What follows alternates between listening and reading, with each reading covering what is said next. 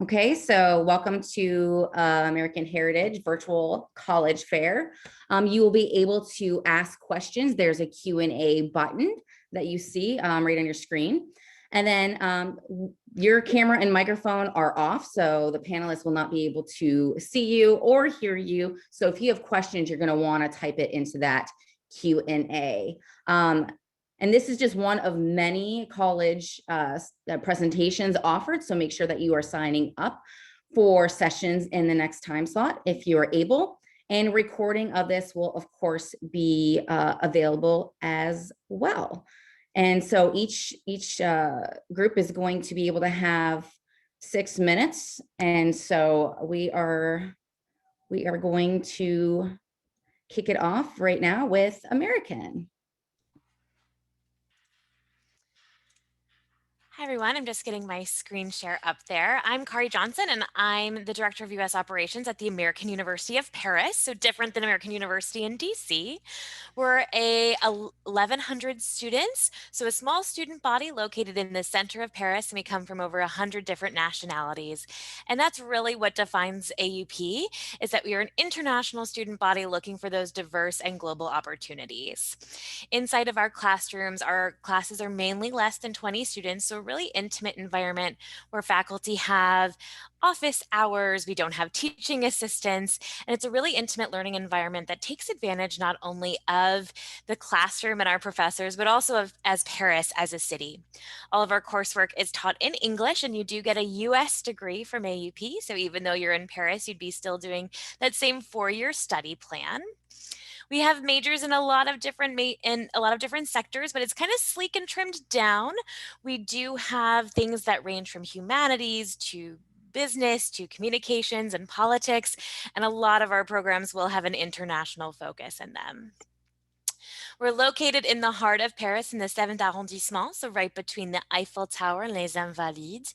We're an open urban campus, and so our students do live a pretty authentic Parisian lifestyle, commuting into campus and taking advantage of the neighborhood around us. But with only 1,100 students and a pretty small campus, from one end to the other, it's about 10 to 15 minutes. It really does feel like a family and a small campus. We have tons of different clubs and activities on campus, and a lot of those do celebrate the international profile of AUP, including our World's Fair. But you can do anything from student media to a wine club to a language club. There's lots of different opportunities to get involved. We take study trips and cultural programs throughout the year. So if you're studying art history, you can expect to go to Rome and Florence with your professors for a weekend trip to really stimulate your imagination and supplement your education, as well as going to Paris, things in Paris on a regular basis as well. And I think that's what really attracts students to come to us, is that they want to be able to experience their education in a global way.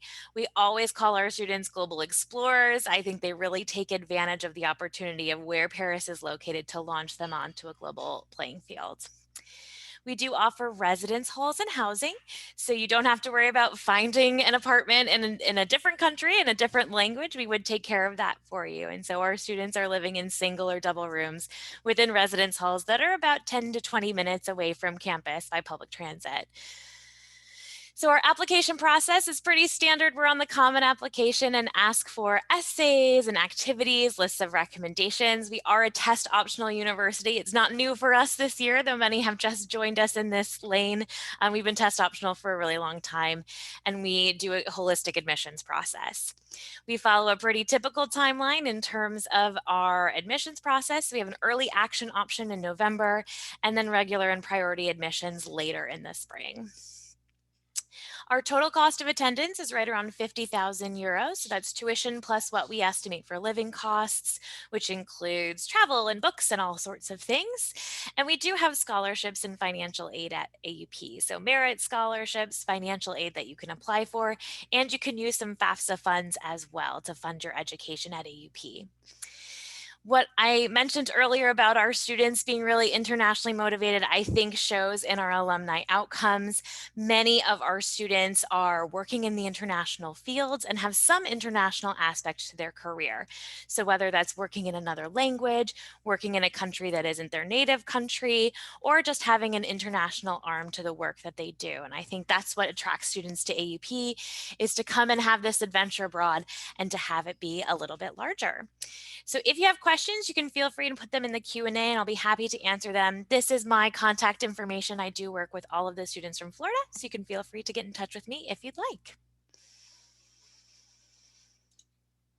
Thank you very much, American University in Paris. Next up, we are going to have George Mason University.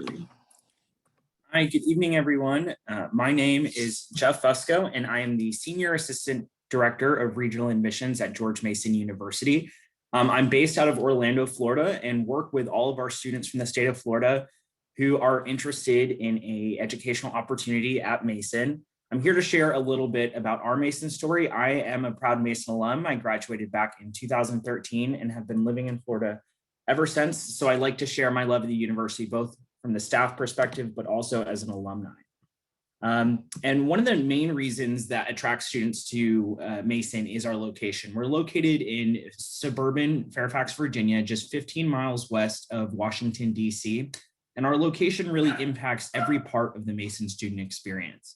Not only do you get to take advantage of our beautiful traditional campus located out in the quiet suburbs, but you can take advantage of all of the internship and job opportunities that Washington, D.C. has to offer, taking advantage of the metro and free transportation services that we have to get students there. We were founded in 1972, and so we are very young when it comes to our history as an institution. And in that short period of time, we have grown to become the largest public research university in the Commonwealth of Virginia. We are a Tier 1 research institution, meaning that students, regardless of what they want to study, will have an opportunity to engage in high caliber research mentored by some of our bright and brilliant faculty. We have 25,000 undergraduate students, and that is a tremendous growth over our history. We actually account for 51% of the enrollment growth in the Commonwealth of Virginia for the last 10 years.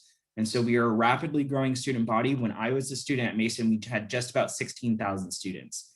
And so it's never been a more exciting time. More and more students are choosing Mason every year. We have the youngest law program in the top 50 and offer really cool programs for undergraduates that are on a pathway to law, including a 3+3 program, which allows you to save time and money in getting both your bachelor's degree and your law degree, or our Mason to Mason program, which is a guaranteed acceptance pathway that doesn't require you to take the LSAT. We are the second largest residential campus in the Commonwealth, which is about 7,000 students living on campus. And one of our hallmark traits is our diversity. We have students coming from all 50 states and 139 different countries. We are ranked as the 15th most diverse university in the nation, and #1 in both the Commonwealth of Virginia and the Washington, D.C. metro region. And diversity is not just about who we are, where we come from. Our diversity translates into the classroom as well. We have over 80 different undergraduate programs with over 200 different minors and concentrations. So really, whatever it is that you want to study, chances are there's an opportunity for you to study that at Mason. Some of our most popular majors for our out-of-state students are our government and international politics degree, criminology, law and society, forensic science, economics, computer science, cybersecurity engineering, economics, I believe. Oh, I think I mentioned that already, as well as a few others. I mean, there really are so many different opportunities out there.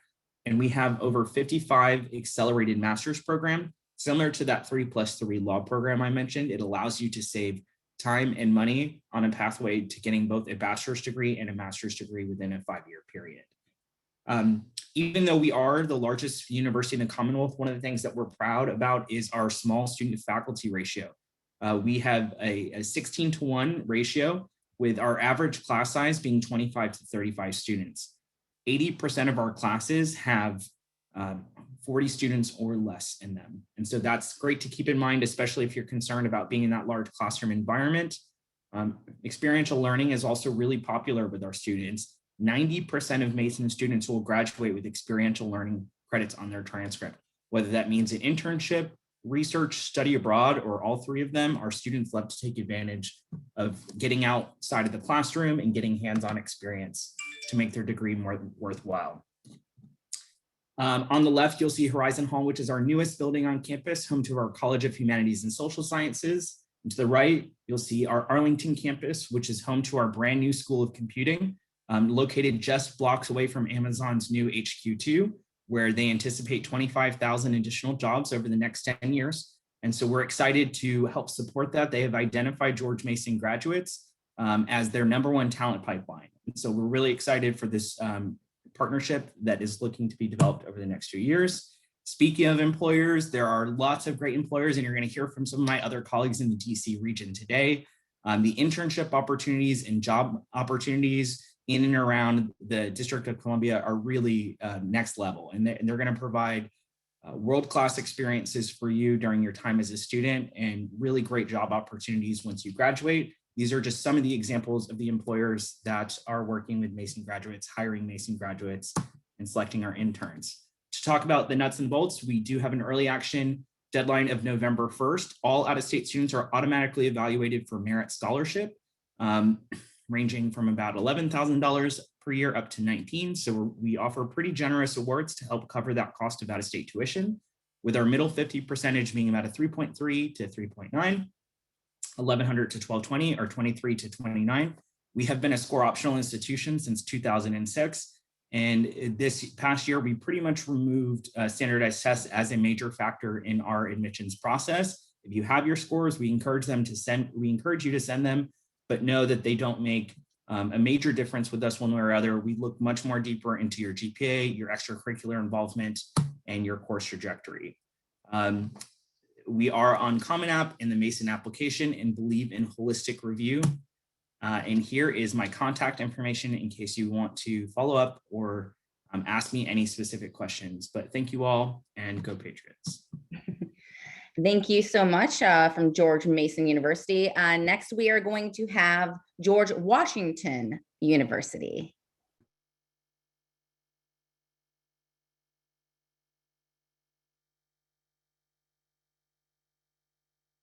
Sorry about that. Forgot about the unmute. Hi, everybody. Give you a little taste of another George in the region of Washington, D.C. We are George Washington University, and today is our namesake's birthday. Yay, go George. And also 2021 marks the GW's bicentennial year as a university. So this is a big year for us. You can see here on this slide where GW is located. We're right in the heart of Washington, D.C. We are also a Tier 1 research university. My friend Jeff gave an excellent explanation of what that really means. It really comes down to opportunities for you as an undergraduate student. And also with our location, we are surrounded by that learning laboratory, what Jeff was also pointing out about the great internship opportunities that exist in DC. It really becomes an extension of your academic experience, but it also translates into an expansion of your future and your ability to land that job once you graduate. So GW is a residential university. You'll be guaranteed housing for your first 3 years.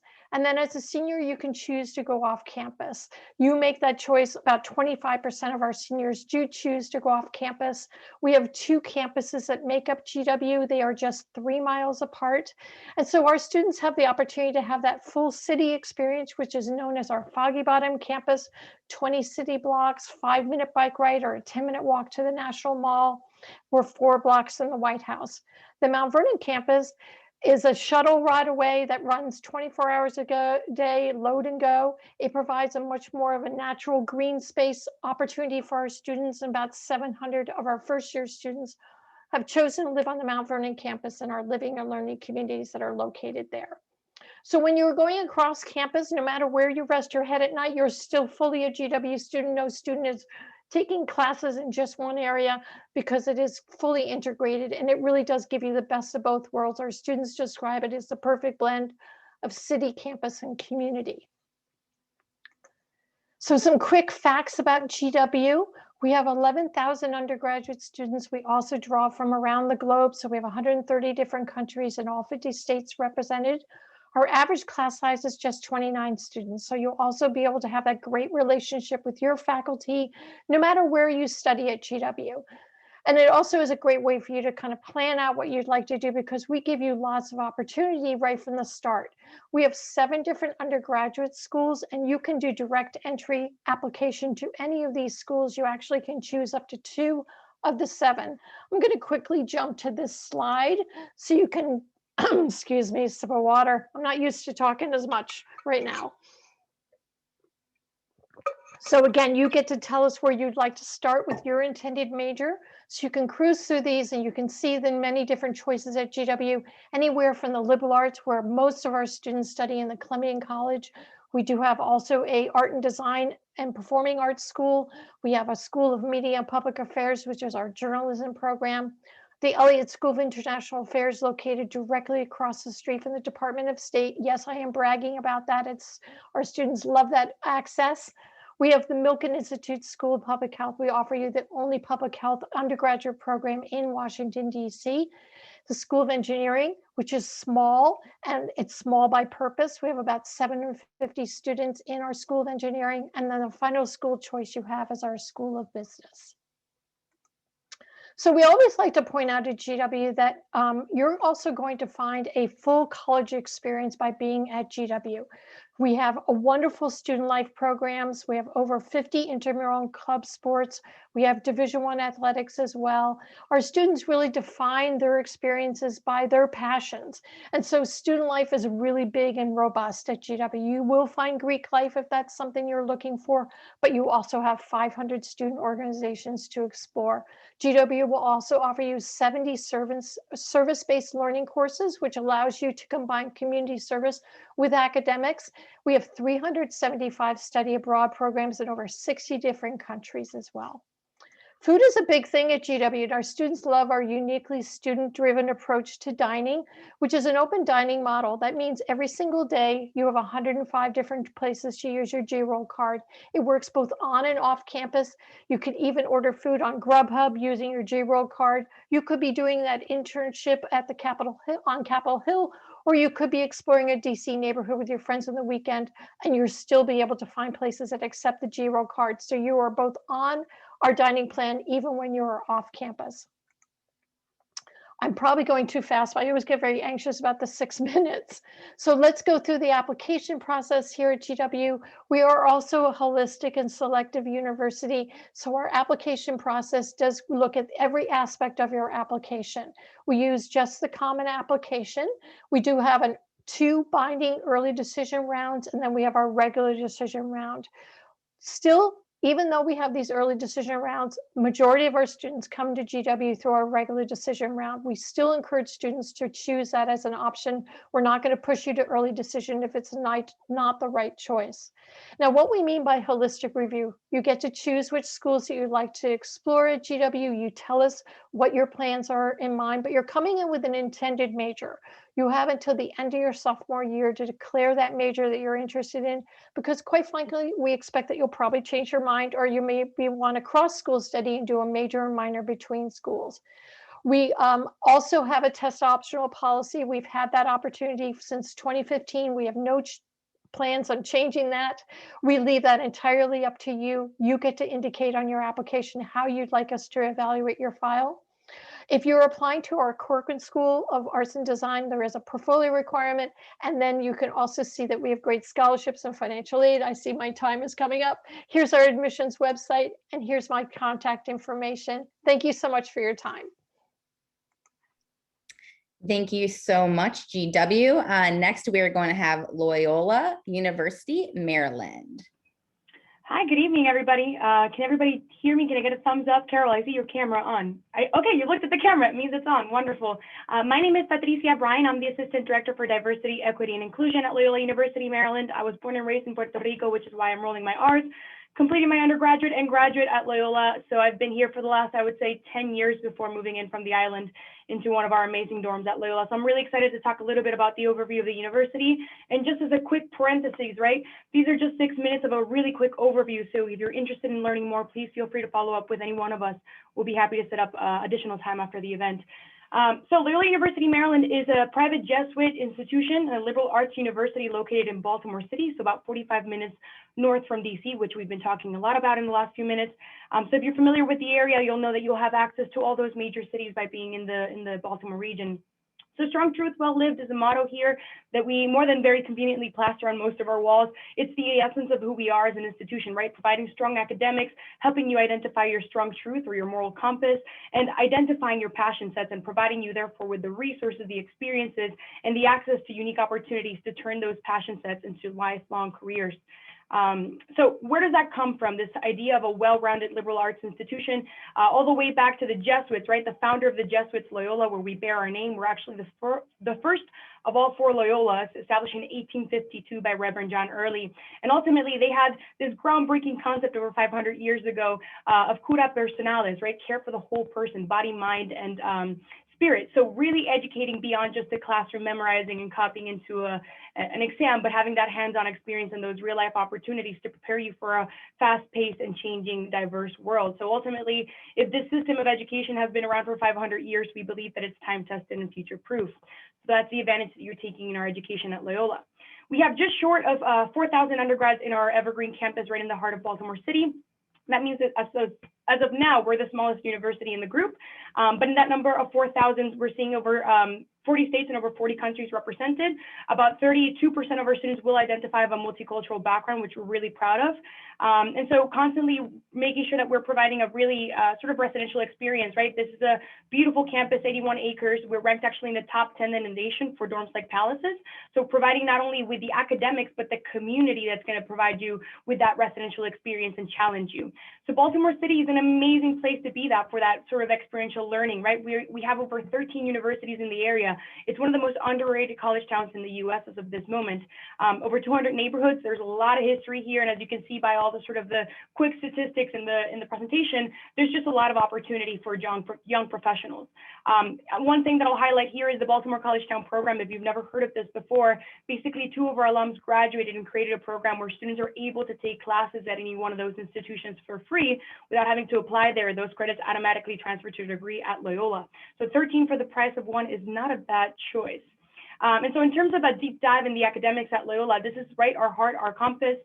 The average classroom size is 12:1 student faculty ratio, no teacher assistants or grad students, only tenure track and terminal degree faculty, right? So professors with PhD degrees.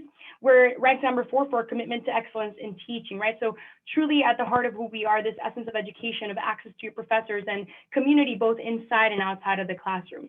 If you're interested in applying, just a quick preview here of what are the materials that we require for the application. I'll clarify that we're the Common App school. The essay is not an additional essay, it's just the essay within that common application. And similar to the universities that have gone so far, we are a test optional school. We've been test optional for over the last 10 years or so. So this is not new to us. We're really proud of this. And so scores will not be considered as an indicator of your scholarship or admissibility. You can submit them if you want. And if you're trying to determine whether or not you should submit them, use these numbers as sort of your guiding light, right? If these are our middle percent or middle 50 averages, this is where the majority of our students are falling within. So you decide how competitive you want to be with those scores. Do you want to include them or not? And keep in mind that not including them will not hurt your application. So if you decide to apply in terms of deadlines, pretty regular timeline here, early action versus regular decision. Early action is just before that Christmas break, so November 15th, and getting notifications at the latest by January 15th, whereas regular decision is applying right after that Christmas break and waiting for a notification anywhere until April 1st. Now, realistically, we notify our students who are applying early action around December 18th, and regular decision usually around February or March time. So we're busy in our office these days. In terms of scholarship and financial aid, we're considered to be actually one of the more generous Jesuit private universities. The merit-based scholarship process happens automatically the moment that you apply to Loyola. You're considered from anywhere between $20,000 to $30,000 in terms of merit scholarship annually, right? So if you receive that $30,000 scholarship every year at Loyola, you have that $30,000 renewed. In terms of financial aid, obviously that is a separate process. The benefit of our private financial aid application process that you're considered for both for that FAFSA, so federal funding, as well as that CSS profile for private funding. So that means that we provide financial consideration and aid for all sorts of students, whether international, undocumented, local, et cetera, et cetera. So an amazing opportunity. 95% of our students received merit-based scholarships last year, the average price being $29,000. 98% of our students receive financial aid, and the average financial aid package is just shy of $36,000. So we're doing really well in that area as well. These are just numbers. Hopefully I'll be able to answer any questions that you have at the end of this, and I'll also share my contact information in the chat. Thank you so very much, guys. Thank you very much. Next, we have Oglethorpe University. Hey everyone, my name is Juliana Cardoza. I am an admission counselor at Oglethorpe University in Atlanta, Georgia. This is just some pictures of our gorgeous campus. A lot of people say that we look like Hogwarts. So if you want to come to school at Hogwarts, come to Oglethorpe. So we are a pretty small school. We are liberal arts. We've got about 1,500 students. So we're a small school in the big city of Atlanta. So I know that my colleagues are from DC. So Atlanta, we are coming down south. So Atlanta is a really big growing city right now. You've got a lot of movies being filmed here. You've got a lot of companies. So there's definitely a lot of opportunity in and out of the classroom as far as internships go and opportunities post-grad. So we do have over 60 majors at Oglethorpe. Our most popular majors are psychology, theater, and biology. We have the Cousins Center for Science and Innovation, and the Hammock School of Business as well. And we also have individually planned majors. So if we don't have a major that you really want to do, you can plan your own major and work alongside faculty and staff. For as far as campus living goes, we have over 60 clubs and organizations. We do have Greek life, so if you're interested in that, I would say that Oglethorpe students are some of the most involved students that I've ever met. So I think that's, if you want to be involved in college, Oglethorpe is definitely the place for you. The really awesome thing about going to a small school is that you can be the president of your sorority or fraternity and also be involved in a lot of other clubs. We also have on-campus residence halls, and we work closely with an apartment complex, which is pretty much on Oglethorpe's campus. So if you want apartment style living, we've got that. You are required to live on campus the first 3 years, but you're so busy that you want to live on campus and have everything very close to you. We're also very close to the MARTA, which is our public transportation system. So if you don't have a car, that's available for you. And we're in the city of Atlanta, where there's so many awesome things going on the weekends, not during the pandemic. Our community is very diverse. 51% of our students identify as students of color. When we ask our students, what's one thing that stands out to you about Oglethorpe? And they just say that it really feels like home. So I know that if you are thinking about going to a school out of state, it feeling like home is very important. Inclusive was another word that came up. Community, Atlanta of school, of course, mentorship, and all of those wonderful things. As far as financial aid goes, this is a very short overview of some of the scholarships that we offer, but just like some of the other schools that presented here tonight, when you apply to Oglethorpe, you're already considered for all of our merit scholarships. So that can range anywhere between $18,000 and $23,000. When you submit the FAFSA, you also get $500 automatically. We have need-based aid that is outside of the FAFSA. And also when you fill out the FAFSA, those scholarships all stack on top. We also offer music scholarships, IB scholarships. We do offer full tuition scholarships if you apply before December 1st. So if you're a junior, if you apply before December 1st of this year. And then we do have state aid. So we do take the Bright Futures Florida Scholarship and we match it at $3,500. And then obviously we do take federal aid, like I said. So this is actually one of our bigger scholarships, the Flagship 50 Scholarship, especially for Florida students. So basically we're saying that if you meet any of these requirements, a 3.8 GPA or a 30 and above on the ACT or a 1400 and above on the SAT, we match the price of Oglethorpe to the cost of tuition at the University of Florida. So I believe the cost of tuition at the University of Florida this year is around $6,300. So we're saying you will not pay more for Oglethorpe than $6,300 in tuition if you meet these requirements. So it's a really awesome scholarship. Florida students definitely get the really good and bargain. If you want to learn, definitely reach out to me. To apply, we are test optional, just like my other colleagues here. You just need your application, which it can be waived on our website. Just send me an email, or we are on the Common App as well. Send in your transcripts and a personal statement. Completely optional are your test scores. You can ask to be interviewed. You can send in a video and letters of recommendation. So it is a very straightforward application. We do look at everything holistically, just like everybody else said, and we really do mean that. Whenever students ask, what's the average GPA or this or that, we don't have one, and we really do believe that we want to see everything that you have to offer. That's why it's so important to be detailed in your application. Here's my contact information. I will also drop it in the chat, but if you have any questions, feel free to reach out to me. Thank y'all. Thank you. Next up, we have University of Maryland. Excellent. Thank you. Hello, everybody. My name is Orlando Fleming. I'm the Southeast Regional Coordinator. University of Maryland is the College Park campus. So we're the main flagship institution located in College Park, which is 8 miles northeast of Washington, D.C., right there off of the College Park Metro line, about a mile away. So with University of Maryland, we have about 30,000 undergraduate students, 40,000 total. Freshman class, we tend to bring in a little over 4,000 freshmen for the fall, a little over 1,000 for the spring. And I'll explain the difference between the two towards the end of my presentation.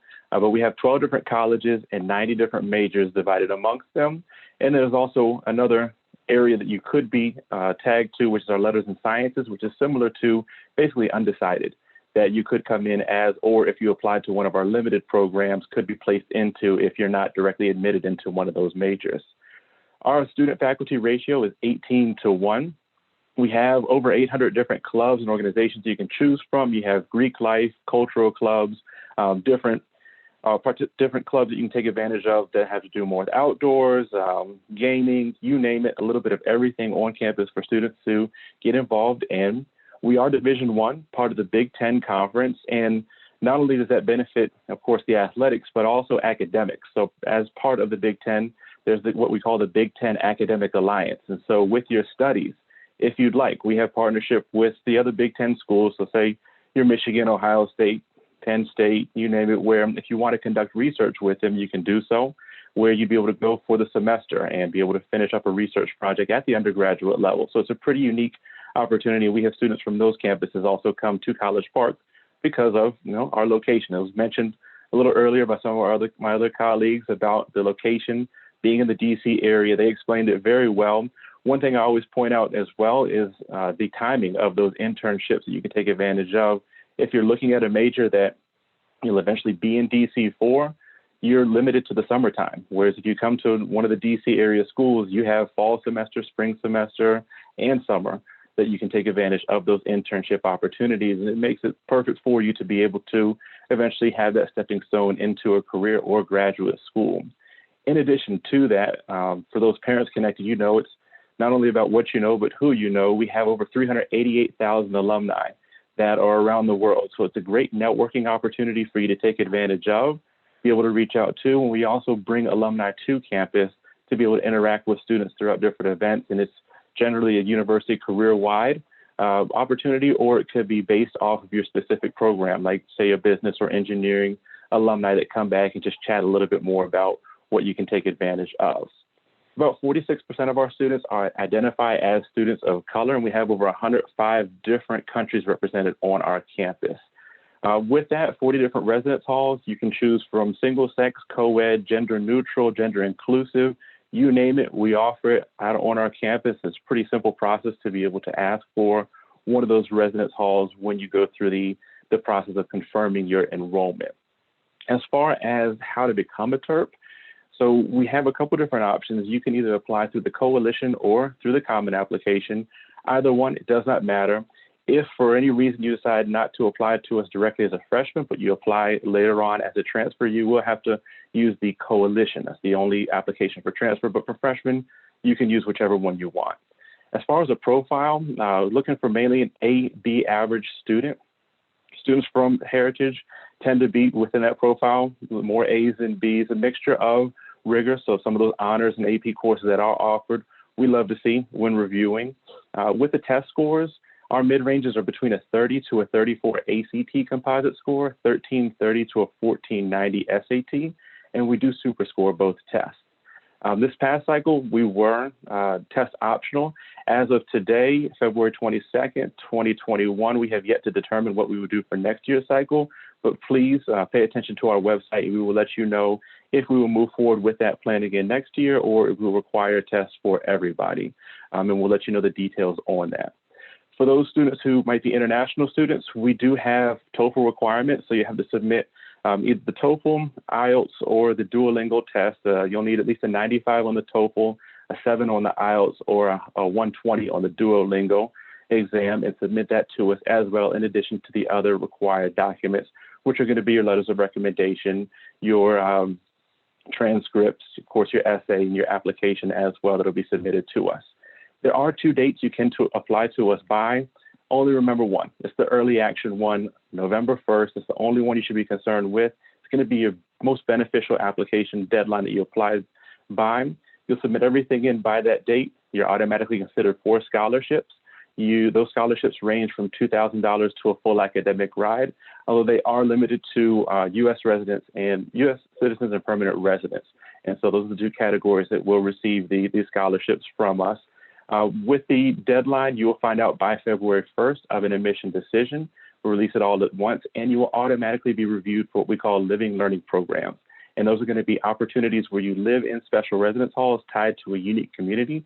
So it takes that big 30,000 population of our student body and takes it to a smaller organization, say like our honors program, our scholars, and so on. With the spring admission I mentioned a little bit earlier, it's going to be slightly different than what, say, some of the Florida State institutions offer. For our spring admission at the University of Maryland, we do it pretty unique, where if you offer spring admission, you can still show up in the fall through a special program called Freshman Connection. If you decide to do so, you'll live with other students in the residence halls. You will be able to do everything a freshman does, including taking classes that will count towards your degree, up to 16 credits.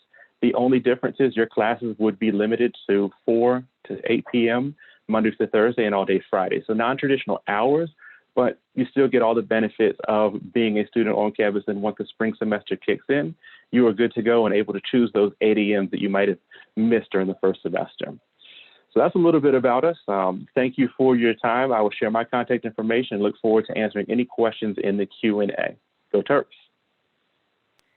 Thank you so much. So we're going to go in that same order, and we're going to have a question for our panelists. And the first question that we're going to ask is going to be, what advice would you give, my screen, oh, there you go. What advice would you give someone going through the college search process? So from an international standpoint and at a small university, my advice is always to look for a college that fits your own learning goals. So if you learn best in a big environment, or you want that college experience, or you learn best in a small environment, you should really find a college that fits that nature, of the classroom for you, as well as the larger college character. My biggest piece of advice, this is a quote that someone much smarter than myself shared, so I cannot take credit for it, but and I would give them credit if I remember who said it, but it is that college is a match to be made and not a prize to be won. And so do not compare yourself to anyone else. Ultimately, it comes down to finding the best place for you to succeed. And there are a lot of people out there that want to make sure you get to the right place for you. So just like you're doing a virtual session with us today, all of our college websites have amazing virtual opportunities right from your home, your bed, your kitchen. You can explore so many colleges. Please visit as many college websites and take advantage of all of our virtual programs. As well as virtual tours. Yeah, super appropriate. I will say, for me, I think the biggest advice that I can give you is definitely ask the questions, not even just to only the admission counselors at each university, but to the prospective students. That's where you're going to get the realest answer. And think of this whole college search process, not just with regards to the academic lens, because that's what we are usually prioritizing in these conversations, but this is going to be potentially your home for the next 4 years or however long you're going to do this process for. So think about it the same way that you would buy a house, right? Is this not actually like a neighborhood, but is this a community that I like, that I am going to be welcomed in, that all of my needs, even beyond the academic, are going to be supported and encouraged? So ask all the questions and make sure they are answered. Good luck. I would say ask for help too, going along with the asking questions. If you're a first generation college student, make sure that you seek help from your teachers, a mentor, anyone. If you're not a first generation college student, ask your parents for help, because you really don't know until you ask, and you could be either missing out on something, a scholarship. Ask your employers if they offer scholarships, and make sure that you edit your essays. That is my biggest advice. That's a good one. I'd say just relax. I mean, it's a stressful time, just what we're dealing with in the world.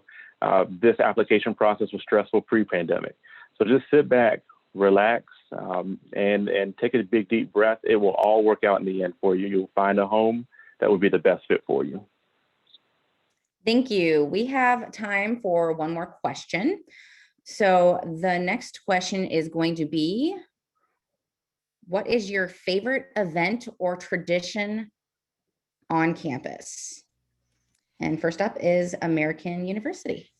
So at AUP, every time we welcome a new class onto campus, we take our freshmen on the bateau mouche down the Seine, and they have a cocktail and boat tour down the city of Paris, which is my favorite thing to do as a staff member. And also I love seeing the students experience Paris by boat when they first arrived. Gosh, this is always such a hard one. I think I would have to go with Mason Day, which is our big spring celebration at the end of the year.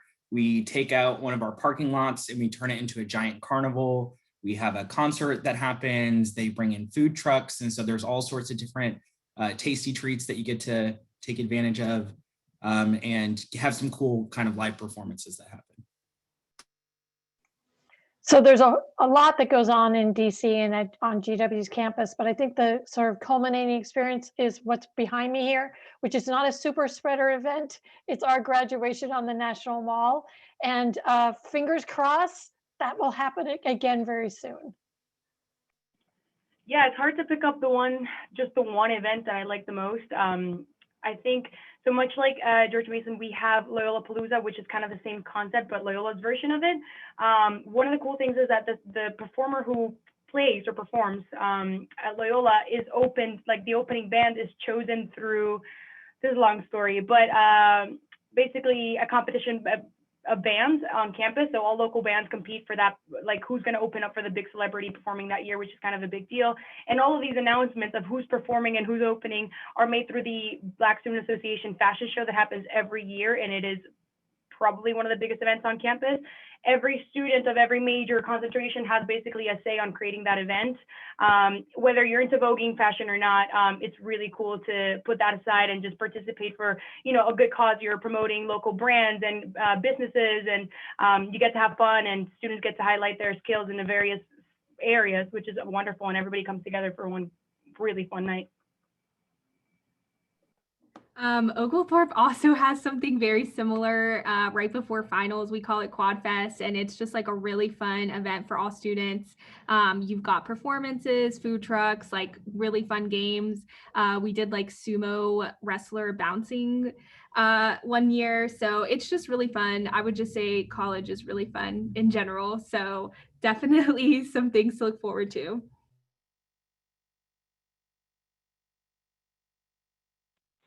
So I'd say this guy right behind me, Testudo, he's our mascot. Rubbing his nose is considered good luck. And so you'll see students do so throughout the semester, and even visitors will do, students will rub his nose for good luck in the application process. So there you go. You can get your virtual Testudo rub on if you'd like to. Perfect. All right. Well, I appreciate everyone, and I'm sure everyone else does as well, for all of your presentations. And so once this is done, there will be a quick survey, a 4-question survey is going to appear. You'll be able to sign up for more sessions, of course, and the recording will be available. So thank you all so much for being a part of this, and make sure you contact any of the folks that were here presenting. Their contact was in the chat, which all of that again will be available to you. So thank you, and you have a great night.